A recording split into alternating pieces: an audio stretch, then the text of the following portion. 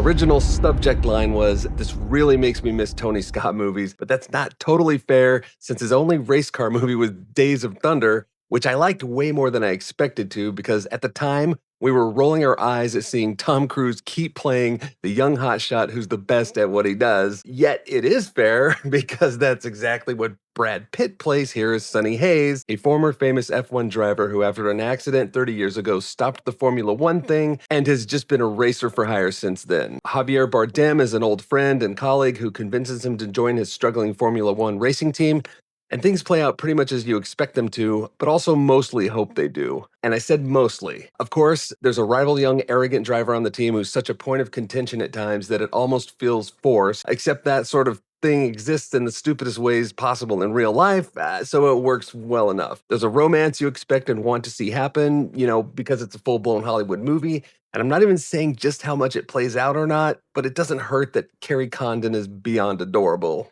And to quote Stewie slamming Brian's writing process, "Enemies become friends, friends become enemies. Is the hero better for the experience?" Yeah, it's a movie. Now, one thing that might be even more interesting to see is the making of this movie, what with how technical and merged with the actual F1 scene this movie is.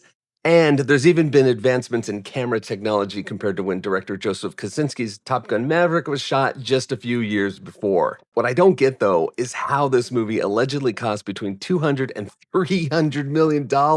That's like Avengers Endgame budget, where there's CGI in practically every single frame. I'm under the impression this still made money, even though it's only at around $600 million. But damn, if you spend that much, you gotta be hoping it clears $1 billion globally at the end of the day. Another thing most people don't realize is that even after over 3 decades, Brad Pitt movies do not generally make crazy money.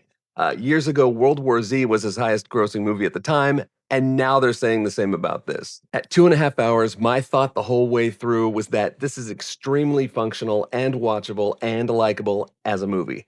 I don't really recall any scenes that blew me away or were all that memorable, except for one kind of tragic thing, nor was there anything that pissed me off. Visuals in and around cars while racing, of course, are really, really cool to watch, to the extent that you really got to see this on the big screen at least once. However, what I mean when I say this is formulaic as hell, but is that they somehow nail an emotional beat right near the end, so much so that it arguably makes this movie awesome. The goal of all art is to land some sort of emotion, and that's the most difficult thing to pull off super effectively in a movie or TV series.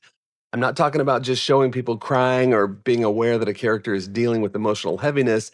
I'm talking about truly feeling it yourself. You know there's character work going on throughout this, but you don't know just how much you've fallen in love with the character until you hit one of the strongest emotional beats I felt probably in years, if not a decade or more. And I'm just saying like real strong. I mean, stuff's got me teary-eyed. There's been TV, this and that. And this isn't like, I say Titanic, where like everybody's that. But I'm just saying, I wasn't really seeing it coming totally. And like it just kind of hits. And I was like, okay, that was like the perfect way to do that. And there's no way in hell I'm spoiling whether it's a happy beat or a sad one, or if it's even about Pitt's character. I'm just saying I wasn't just barely wiping an eye. There was at least one tear falling down each cheek. Now, like with all of us, there are beats I'm more partial to, but I'm going to be shocked if pretty much all audiences aren't feeling this one at least a little bit. And yeah, of course, one friend already said they didn't feel it all that much. So, like I'm doing now for all of you, I could have built it up way too much. So, forget I said anything, which you might do if you wait a few months to watch this later in the year, like around the holidays, when by then it's got to be free on one of the major streamers. Again, I'd say this is at least medium paced the whole way through without ever being boring, thankfully.